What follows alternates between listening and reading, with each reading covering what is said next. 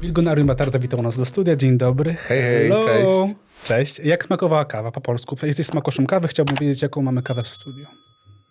Muszę rzec, że kawa jest pyszna, naprawdę. Ja nie jestem fanem przelewu, bo ja po prostu jestem laikiem. Dlatego, okej, mam swoją ulubioną kawę, sposób parzenia kawy, nie tyle co parzenia, ale przygotowywania. Po prostu mam ekspres kolbowy. Akurat kolbowy jest fajny, bo czuję, że coś tam robię, że niby jestem barista. Mam taki taper, czy taper, nie wiem. No, powoli wchodźmy na angielski, fajnie. I po prostu tap. I just twist it in. Just twist it in. Yes, and press the button, and your coffee is ready, sir. Cash or credit? BILGUUN, which city in Poland is the most welcoming, hospitable? Which city in Poland? If you were to say. It's a very hard question. Least welcoming then? Oh, least welcoming. I mean, I've heard some mythologies from the past that Białystok was not welcoming for some foreigners, but when I was there, it was all good. You had a good experience. Yeah. I met a lot of students. We were in a frat house. You can call it frat house, right? And there was a big-ass party. Yeah! I lost my clothes. Wait, no. Let's delve into that. I want to know the story now. Yeah, well, we were recording a show called Ukształtowała. It was... That's the show you hosted, right? For people yes, I was hosting with my friends. There was also one DOP. There was a sound guy, Dominik, and there was a director, Maciek z dupy, pardon. And there was four of us. We were traveling through little cities. I mean, small towns. Yeah, small towns. And we just tried to have fun and checked Polish hospitality. Well, clearly you had fun if you've lost your clothes.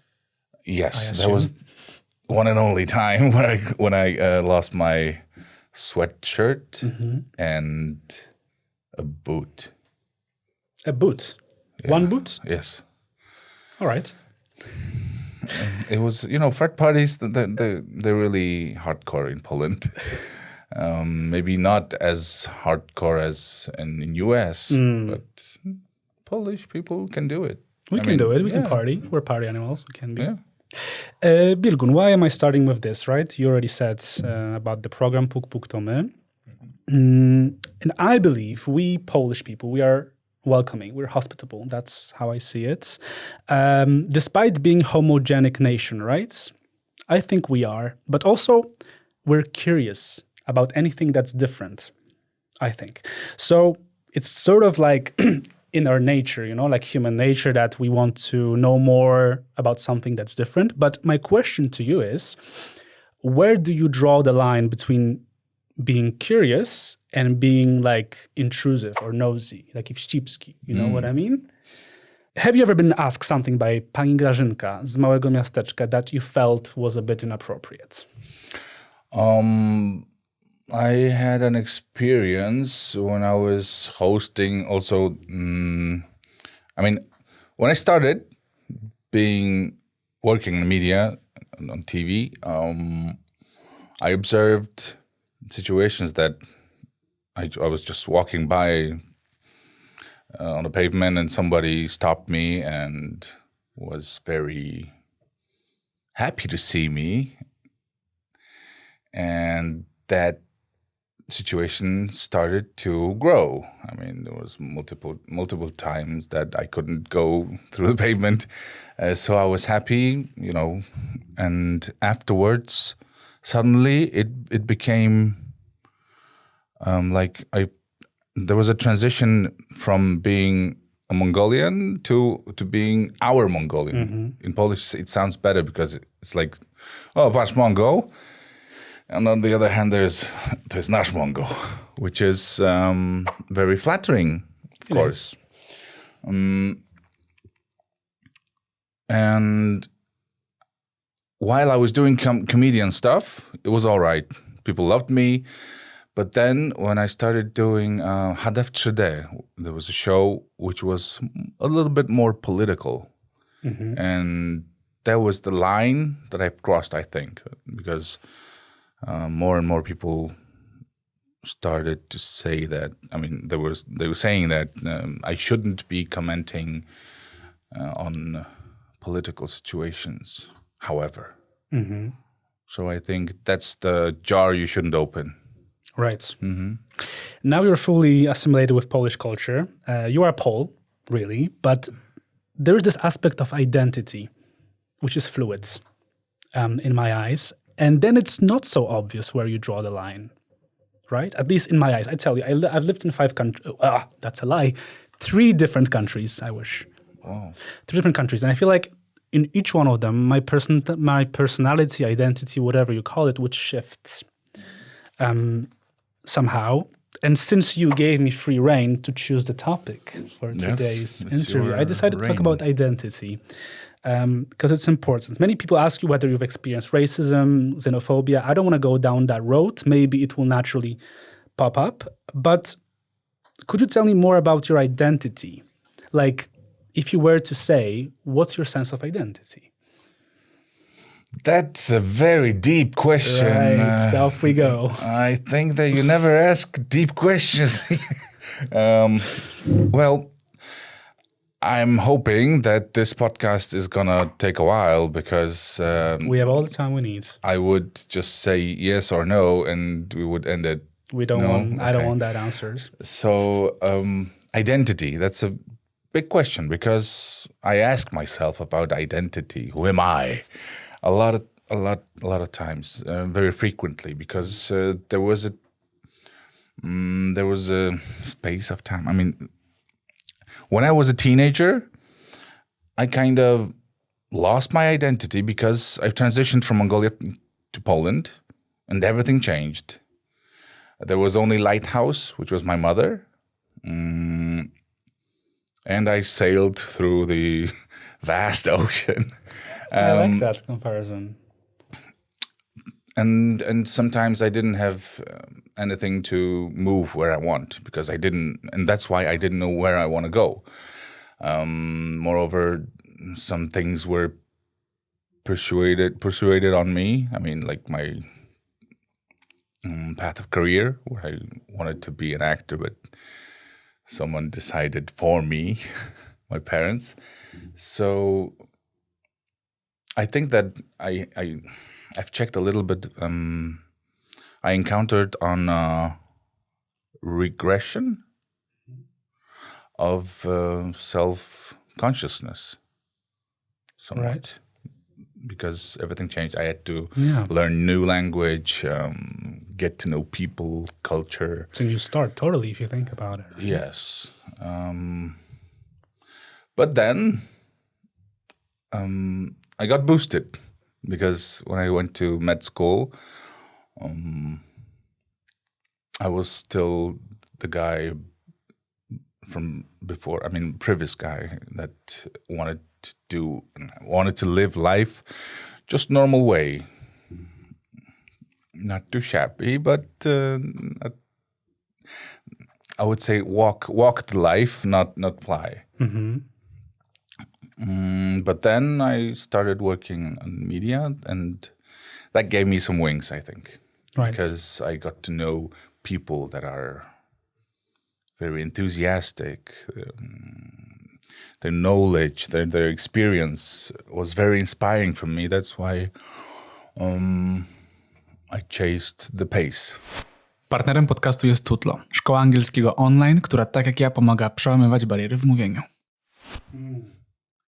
I'm also asking that because when I told you we're going to talk about identity, you mentioned the movie Identity with John Cusack. I had to look it up. You know, he had multiple personalities and identities, and it didn't go well in the movie. But look, I think identity is linked to place you live in, right? Because we're social beings, we live in a group, so you sort of get accustomed to a new place. As you say, it sort of shifts, right? But it started at the age of 9.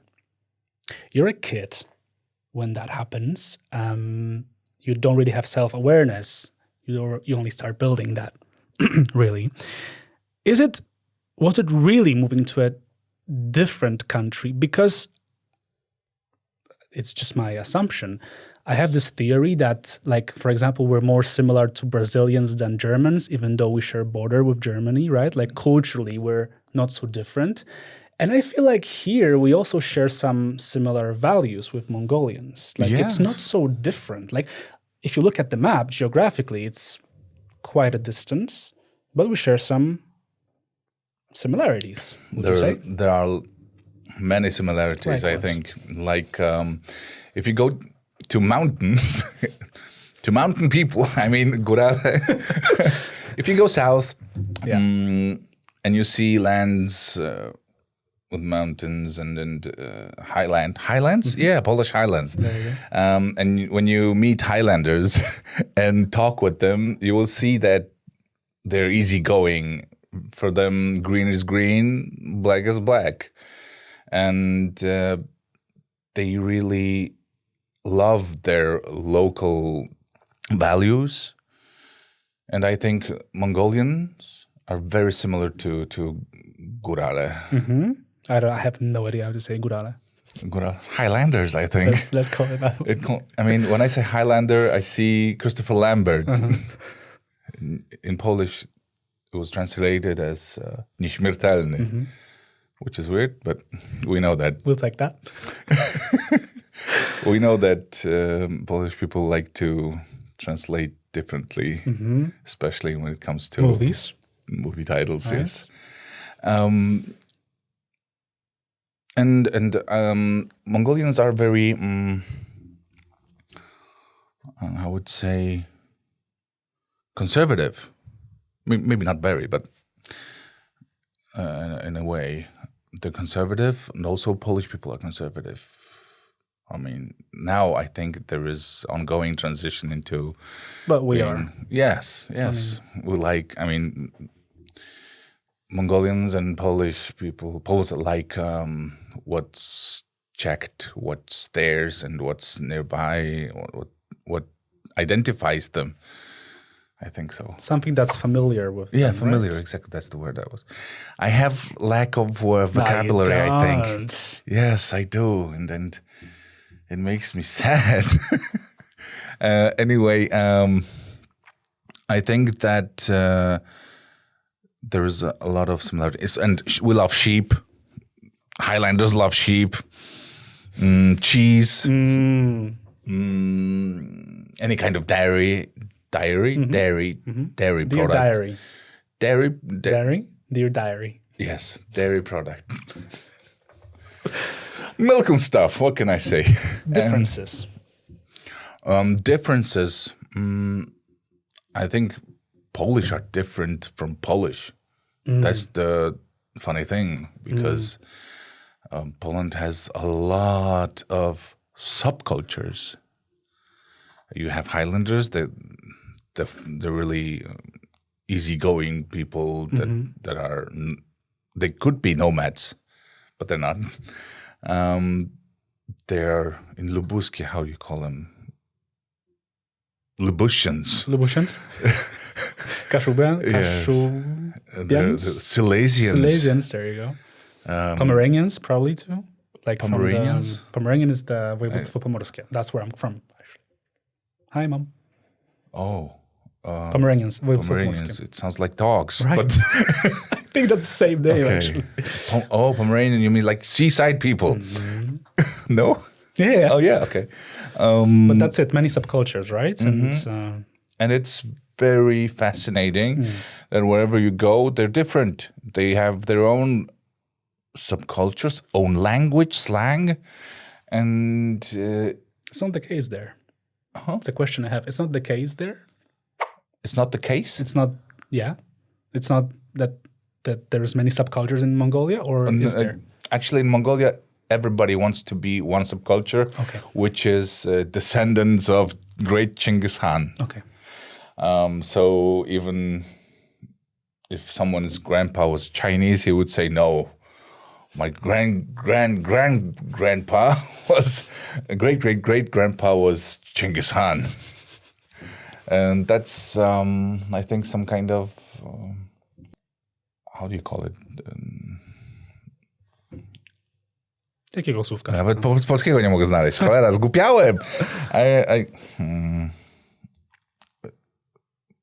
Że ktoś...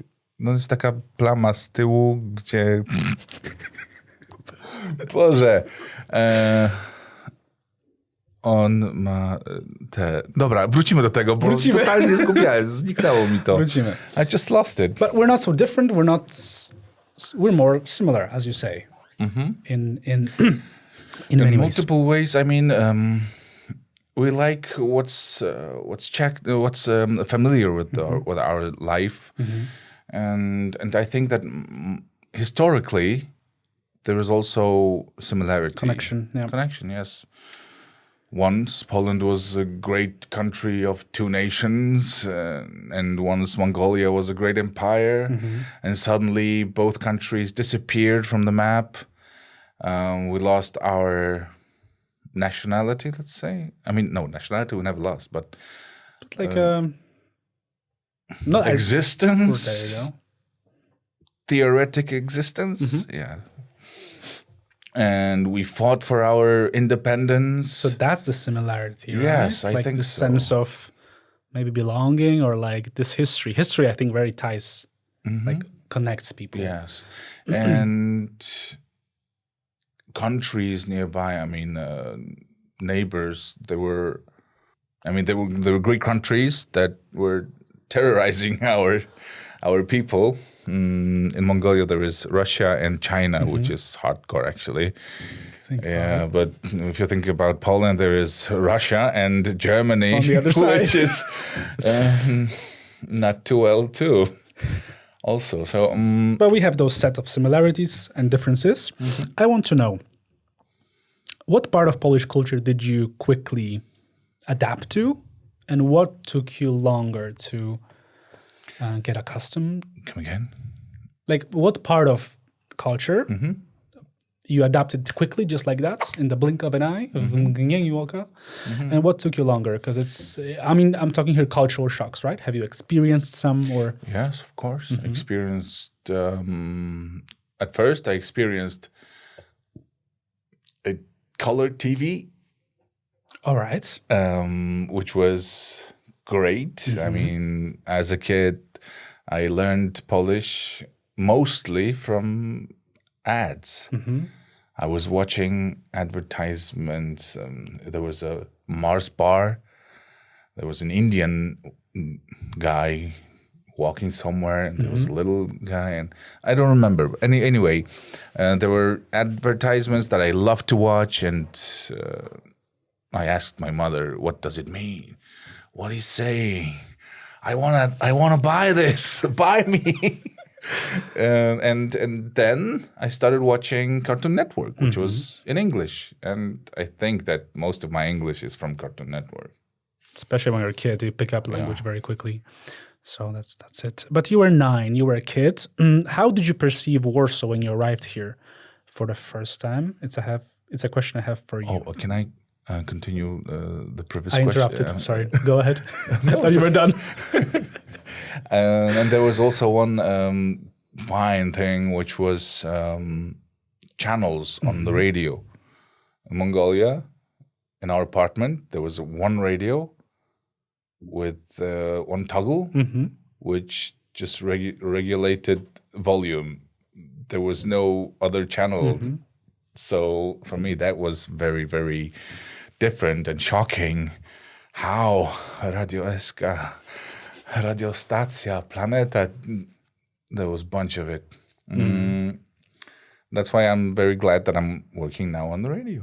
A weird thing for me was that suddenly money changed. I mean, there was Mikołaj Kopernik on 1,000 zloty bill. And then the next day. Yeah, and then it changed. There was no 1,000 bill. You think that euro is going to go into Polish market? Are we going to... we need to get used to paying in euros? I think it would be just easier. Oh, who are you voting for? I can't say. I'm journalist. Yeah, of course. I need to stay objective. And now it's the voting silencium. I don't know how to call it. There is. How do you call it in English? Cisza I wyborcza. have no idea. Oh, Like, yes. I have one word. but the episode will be posted after the election. Please comment on who you comment voted section. for. Tell us Yeah, and how do you say cisza wyborcza in English? also. Okay, but that's the cultural shocks, right? But that's more like,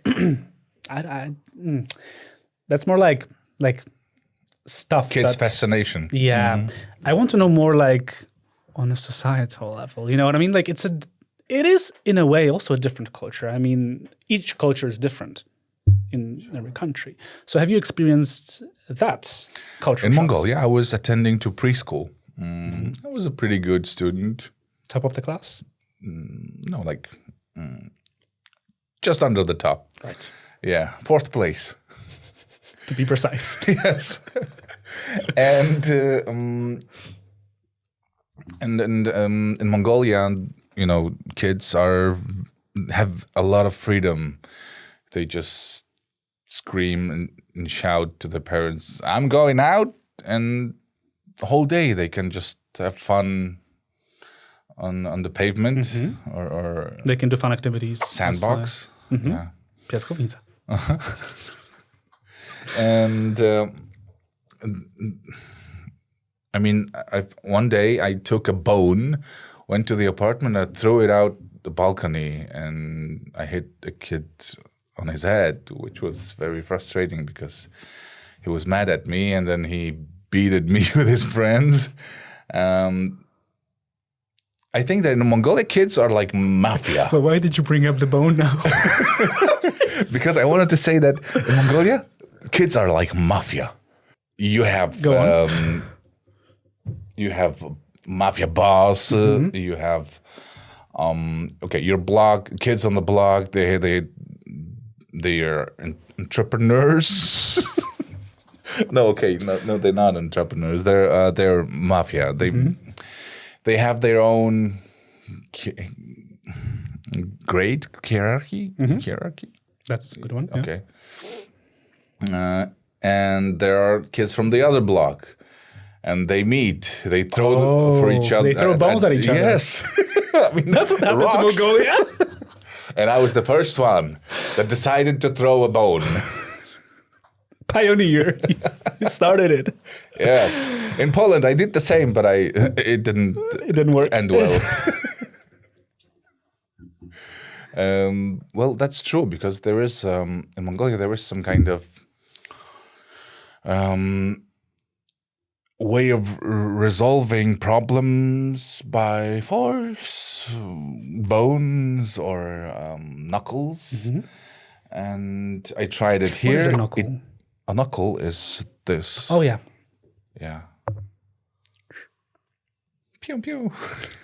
And I tried this here, and the same way I tried those methods in Poland. It didn't work. It didn't work at all because they were bigger. They were older, and I think I had a little donkey shot in my head. I was fighting with mills houses. Oh. I wouldn't be fighting with milfs. It's not mother I'd like to fight with. Mills, w sensie wiatraki, tak? Yes, so mill houses are, I don't know. Windmills, I think. Windmills, oh yes. It's Maybe. windmills. We'll check that later. Yeah, please comment. And it was great because I've learned, it was my first lesson that you cannot try to solve problem by attacking someone. Violence. Yes. And it worked. I've learned the lesson and I'm wise now. Right. And when you arrived to Warsaw as a kid, how did you first perceive the city? How did you perceive Warsaw? Well, it was a center of this, downtown. So I've looked up, I've seen the Pałac Kultury. Skyscrapers. Slowly, not Kultury. yet. Pałac Kultury. And I said, wow, it's a little Russia. And it was far from it. Poland Warsaw is a great city. I think it's developing so fast. Right. And I really loved this city because I was in Warsaw whole 30 years almost. So I'm experiencing the change. I'm experiencing the development, and I even see that people from little towns come here chasing the dream, and they got stuck in party people. They degenerate themselves and then go back, and then I can observe a lot of paths, and that's great. I think I love it. I cannot say it in English. How come? I thought that I could. You're doing amazing. I don't know what you mean. You think? Okay, thanks. But look, when you're a kid, I do want to bring it up. I don't want to bring it up, but I think it naturally is a thing I want to discuss. Those, I guess, xenophobic ideologies. It's not in a kid, meaning it's not innate. You're not born with some prejudices. It appears later as we grow.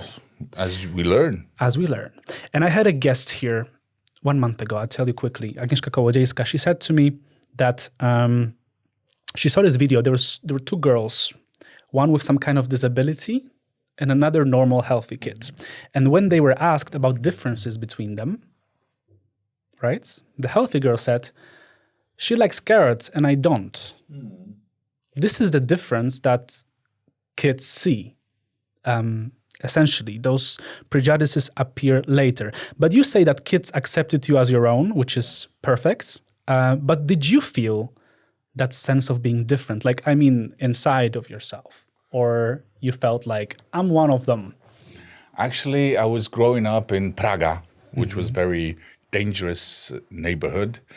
And I think that kids took me in like I was theirs. Theirs. And I was theirs. We were playing, we were stealing some CDs, cassettes or something. We were throwing bones at each other. I felt like in Mongolia, actually. I knew that I was in Poland, but I felt this connection with these guys. And of course I think that now they can be somewhere else, right? They can be in America. They can rap. I don't know. Anyways, I think that kids, they took me in like I was theirs. We were playing soccer, football.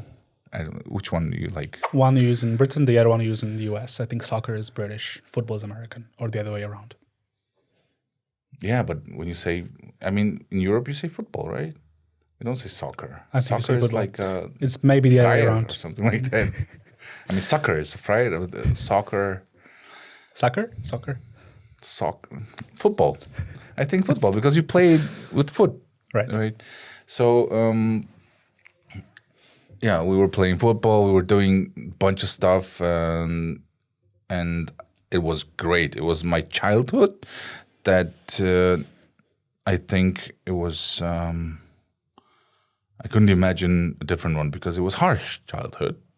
Because every day I woke up when someone screamed that someone stole their purse. It was that was different back then. It was nearby of Stadion 10-lecia.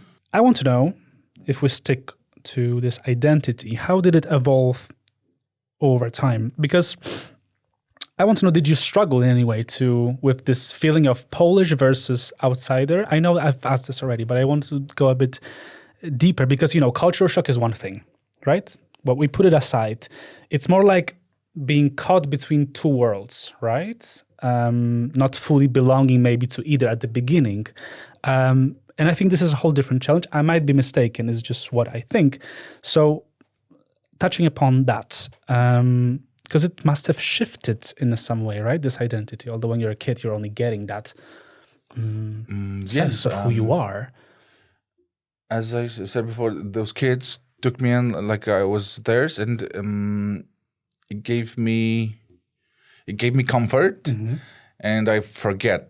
I mean, there were some other kids from different neighborhoods. They were walking by and pointing finger at me and say, "Hey, look, a Chinese guy, ching chong, ching chong." And my boys, they came in, beat them up, and say, "He's ours. Leave him alone." Yeah, sod off. Sod off. You say that? Sod off. Okay, leave him alone.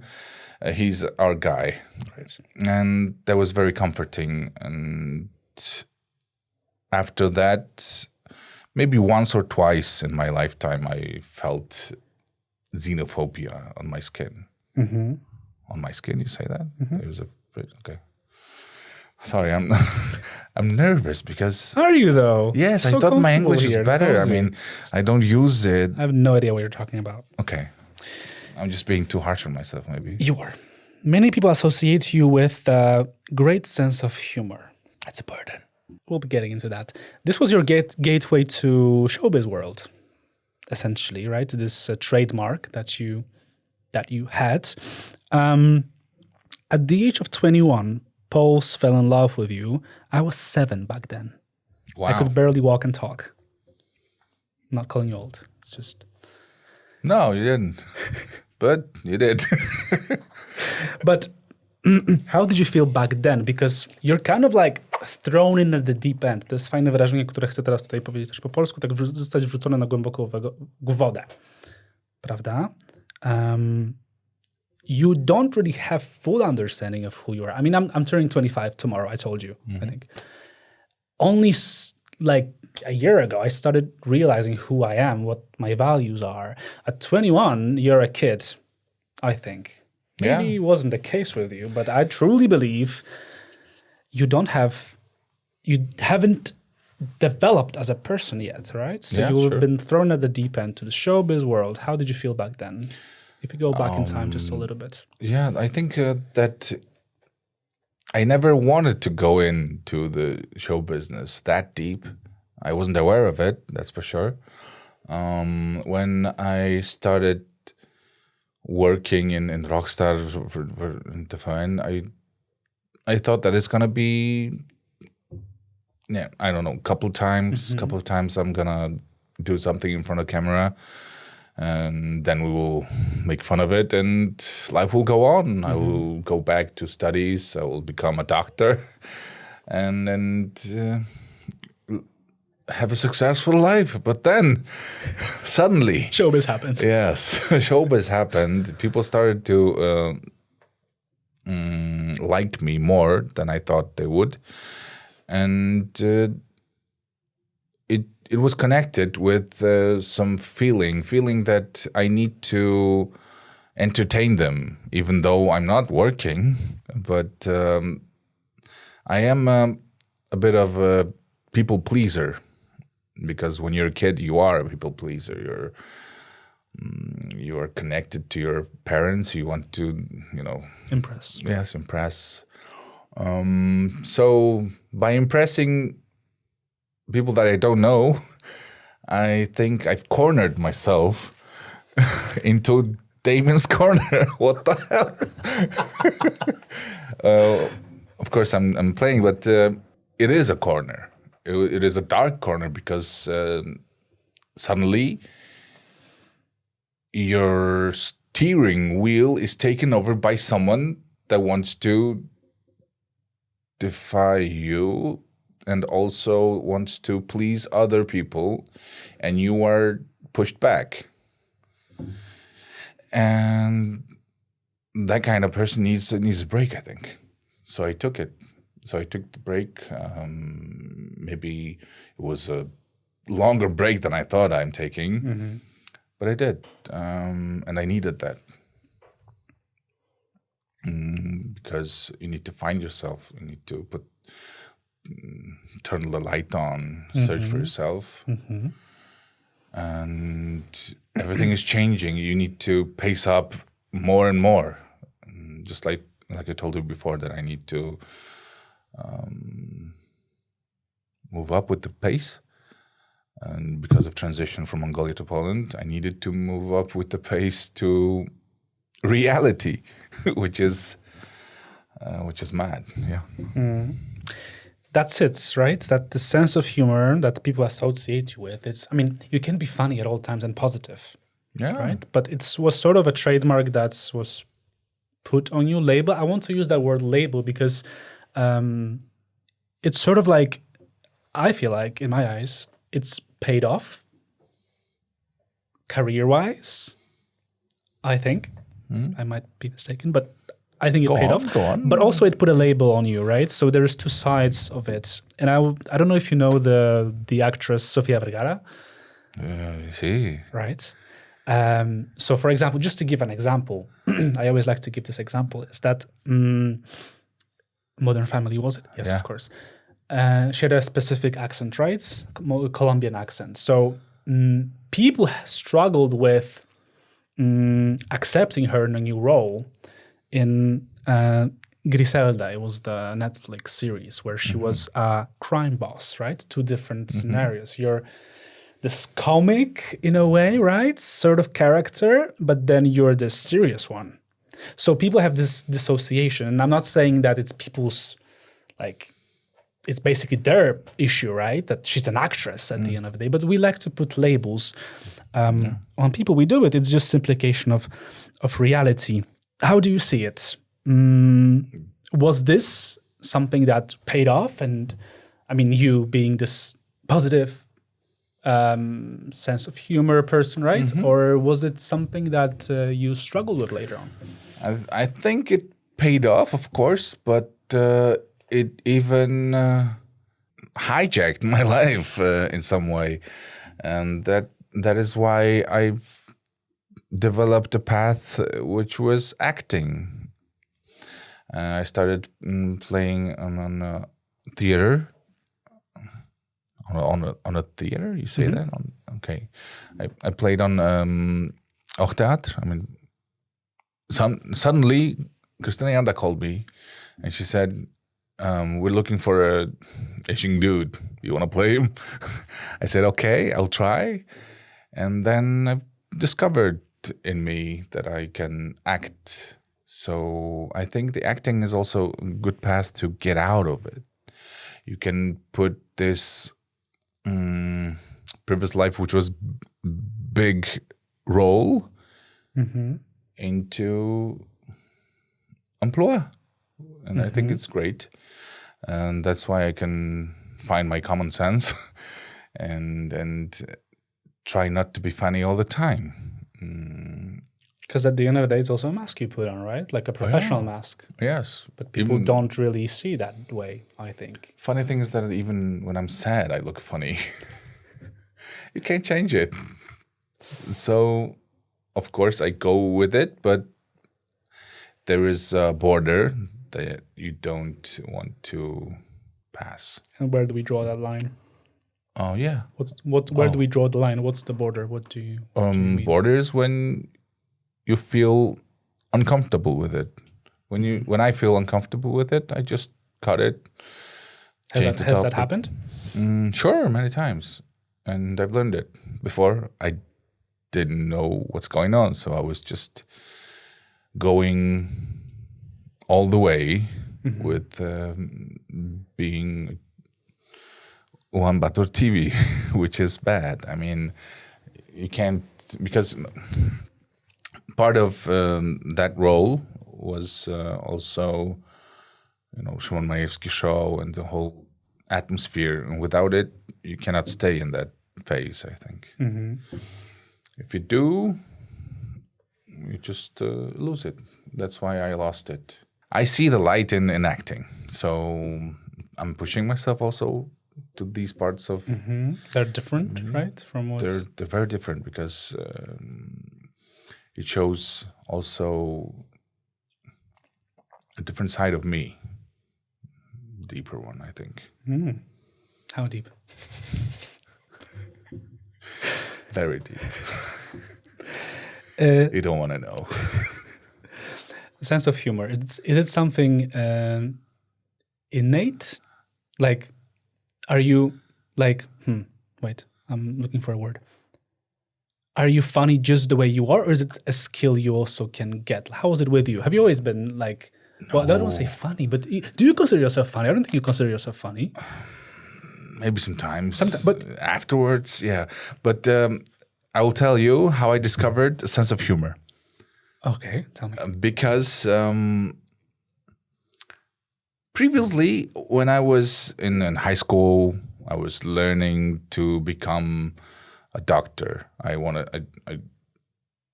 I've studied hours and days and nights about bones and bones also. How to throw them, their trajectory, of course. How to get a headshot and everything. Anyways, I tried to get into med school, which is not easy. Mm-hmm. That's why I was learning days and nights, and I didn't watch comedy stuff. Maybe Mr. Bean, which is slapstick. It's not high level, right? Mm-hmm. It's not sarcastic or anything. But a classic. Yeah, it is a classic, sure. And I think I loved it. Anyway, and suddenly Szymon Majewski's show reached hand to me. I mean, the Piotr Kumik, who was the director of the show. And he said, okay, let's do a demo. Come on, DOP. Someone came in with the camera. I was confused. So I started to talk bullshit, crap, whatever. And they were laughing. So I tried to regulate the path of sense of humor to make them laugh. But based on what you're saying, it seems like it's natural. Maybe, but I didn't discover that sphere in my head, that's for sure. Because for me, it was something that was crossing a line for me, for that part of me.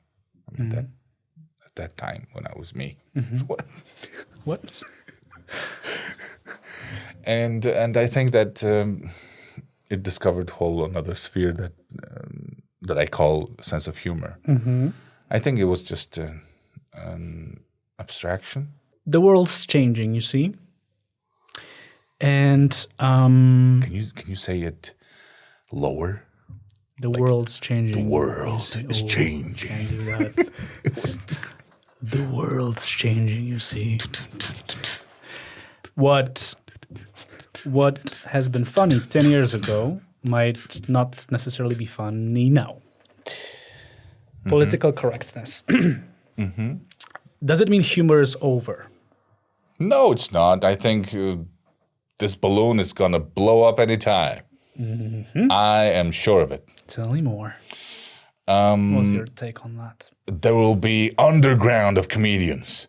People will hide. People will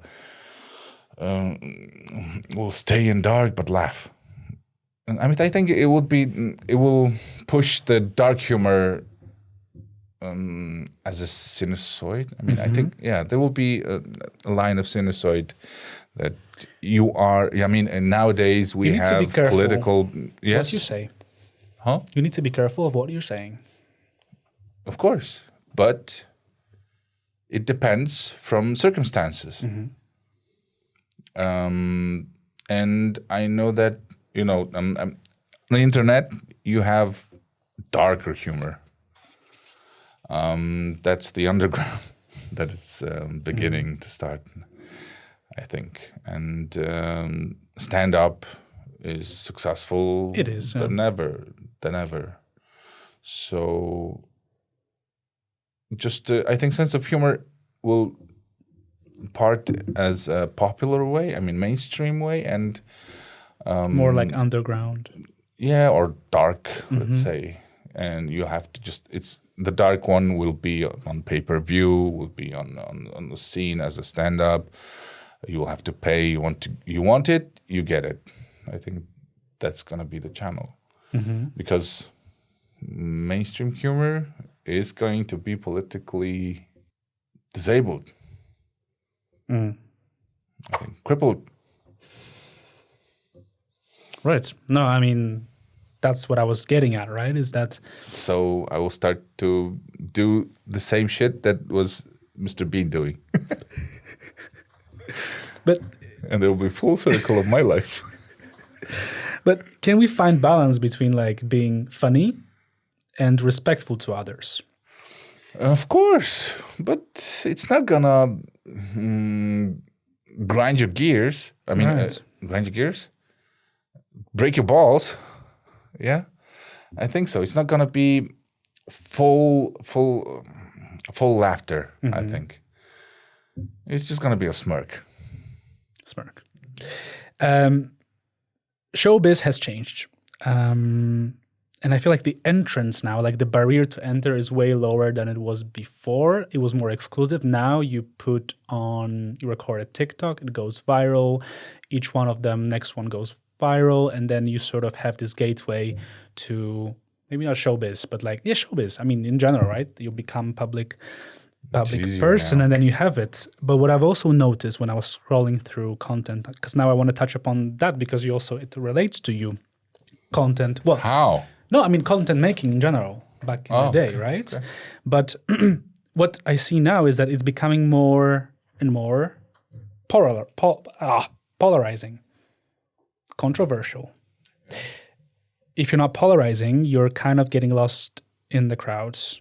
I want to know, do you see any harm in that? Do you see any content that's harmful nowadays? Of course, you have those podcasts. No, I'm just messing. I think there is one guy, Robert Pasud. He was a cool guy when I met him, and now he's a pathos streamer. He's doing he's doing dark stuff in humorous way, and he has like 40,000 people online watching the stream. And I think that in his opinion, it's a comedy. And I think that in their like 40,000 people's opinion, it is a comedy, but it's way darker than Mr. Bean. Anyway, it's harmful, I think, because it's getting popular and popular. And you can do comedy without inviting hookers in and doing obscene things, right? And saying stupid stuff to make people laugh. So that's the paradox, you see, that those people are entertained. yeah, You get the views. All is good. Yeah. I mean, right? It's You success. monetize it. yeah. Success on the way. That's not a long path to I success. think in my it's eyes. there is gonna be a mafia, just like kids in Mongolia. Mafia of pathos streamers, and they will fight with each other. They're gonna throw a bone. I don't know, man. I think that it will go on, because whenever there will be an audience, the show must go on. Show must go on. So I just hope that Robert is gonna change his heart someday, or these people will stop watching it. It should be getting boring, right? With time, hopefully. Yeah, but what's next? Damian's Corner. Damian's Dark Corner. No, we're not getting there. Teraz jestem w trakcie odrodzenia. Your words that you said in one of the interviews, but you didn't go beyond that. You just said, jestem w trakcie odrodzenia. That was it. I want to delve I was a candidate for president? deep. What? Deeper. So what is this rebirth about? Because maybe I think it's related to the birth of your second child, I'm guessing. But what's this awakening about? Because I do feel like I have this sense that we're seeing some change on the way, on the horizon. I Or feel not. a little bit of hesitant. About what I'm saying? Yes. Why? That's what I wanted to ask you. Why you're hesitating? Oh, no.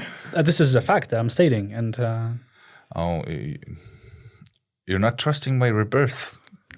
What is this rebirth about? Tell me, then I'll tell you if I trust you. I think the rebirth is when I'm mature. I'm not a kid that was 21. I'm bruised. Not boozed, bruised. And I observed a lot, and I think that I also licked my wounds. So there is no step that I wouldn't analyze, and I'm here conscious, because before I was just going with the flow, with the wind. Where the wind Wherever blows. it blows, yes. Mm-hmm. So it's different now, and I have kids. I need to be responsible. Mm-hmm. Of course, sometimes I'm not, and my fiance is like punching me with the, how do you call it, wałek? I have no idea. I mean, it's a device. A device. I don't know. A tool. Yes, it's a tool that you flatten the dough. Okay. How do you call paycheck it? to jest. Please comment. Let us know. What is the wałek that flattens the dough? You know? Okay. Of course, it's a joke because it's a stereotype that wife is hitting me with the wałek. I'm trying to be the best Bilgun that I can be. That's why I'm criticizing myself, like on English right here, right now, because I want more and more. I want myself to be. Perfection side of you is coming out. Yes. I see that. And I think it's good. Okay, good. sometimes criticizing is not entirely good, but it's a path I'm going. Rebirth, kids, it all relates. And the last bit I want to discuss is the parenthood, because you've mentioned, I think, 3 times during this interview about med school. That was not your choice in the first place. It was sort of your parents that pushed you to do that. And this space, I don't want to blame any parents, because parents do the best they can. And it's a theme that pops up in my interviews all the time, really. But what's your philosophy now that you're a father for the second time about raising a kid? What should we allow? What should we... I guess what I'm trying to say is, like, how much should we... not interrupt. I'm missing a word. Help me out. Okay. I think you know what I'm getting at, right? Okay, you want me to say that how parenting can be your parenting, but the closest one to the best parenting. Or I missed it. I'm lost now. Okay. I'll have a sip. I think that parenting is... it's being you, but more responsible. And not responsible for yourself, but... For the other human being. Yeah. Small one. For your baby child, which is... I mean...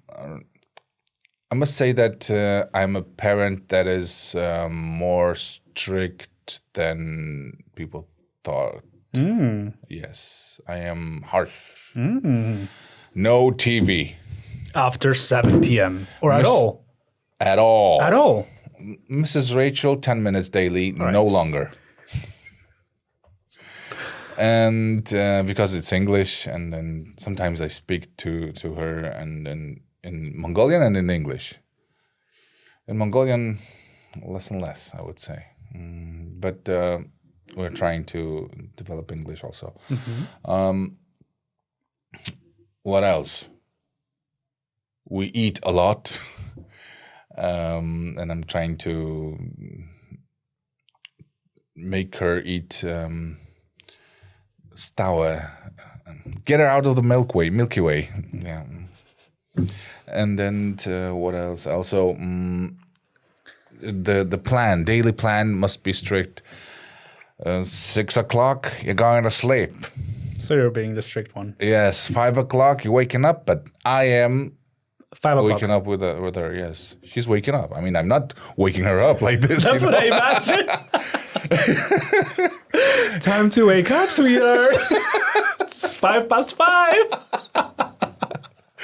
She's like, where? Wake the hell up. Oh my God. All right. I mean, I'll take she's that. waking up naturally. I mean, that's the way when you, as a Mandalorian, this is the way. When you put her to sleep 6, 7 max, she will wake up at 5 or 6. And that's a burden because I wake up with her. Mm-hmm. And Camila's sleeping, and I'm taking her. We're making some walking. Oh, I'm teaching her walking. She's not gonna crawl at all, I think. She's gonna strictly walk. Now she's Kids standing. nowadays, huh? How fast they grow. And Tosha's helping me too. Uh-huh. That's my older daughter, and she's waking up with us. I mean, she's joining us. So it's a great help. Partnerem podcastu jest Tutlo, szkoła angielskiego online, która tak jak ja pomaga przełamywać bariery w mówieniu. And the last bit I want to touch upon is the question from our sponsor, which is linguistic, since we have a trilingual king. Kink? Sitting, I think you say it, bilingual king. Kink? Trilingual kink. Sitting in front of me. That's nasty. And since we talked about identity and personality, does it shift between the languages, you think? It's a question from them. So they want to know whether our personality shifts when we talk different languages. Yes, of course. Even accents. When I say like just like that, you know that I'm not Bilgun that you would like every day. Or I'm just talking shenanigans, gibberish, right? And I think that accents and also languages, they shift your personality somewhat. I have a friend that we used to watch Tenacious D. We love that stuff. Really, we know whole lyrics and everything. And our personality changes when we say something. There are certain situations that he's just starting off. It's a spark, and I'm lighting it, and we're in. We're going to different universe actually. Yeah. So it shifts. Yes, it shifts, and that's why it's great. It's beautiful. You learn from it, and I think it would be great if you would mix language into situation and people, and if you would combine it and find the homeostasis, yeah. Stasis, you will become a divine person. With a divine personality. Yes. I like that. Bilgun, dziękuję ci bardzo za rozmowę. Przyjmijmy kość. 5 w sensie. Tak, jasne. Dzięki.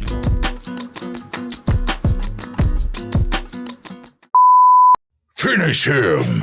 To zaskocz mnie czymś aktorskim. Well, bless my soul, what's so wrong with me? I'm itching like a man on a fuzzy tree. I'm all shook up. Ooh, ooh, Yeah. yeah, yeah. Yeah. Ja umiem robić idealnie głos z Mortal Kombat. Show us. EA Sports, it's in a game. To nie było. Finish him! To dziękujemy bardzo za wysłuchanie naszego odcinka.